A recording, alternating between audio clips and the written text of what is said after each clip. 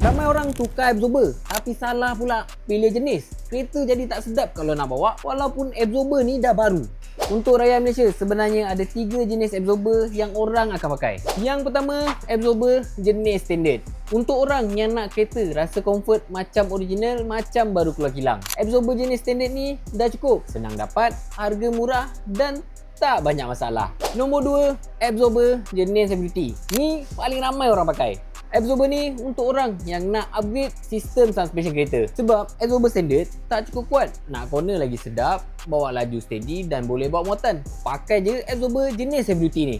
Yang ketiga, absorber jenis adjustable. Adjustable ni memang khas untuk orang yang nakkan performance dan tak berapa sesuai untuk kereta daily use ataupun family car. Adjustable ni boleh bagi maximum setup untuk suspension kereta. Cakap je nak rendah macam mana, keras, lembut macam mana, semua boleh, ikut setup masing-masing. Nasihat aku, jangan pilih absorber ikut harga. Sebab harga lebih kurang je.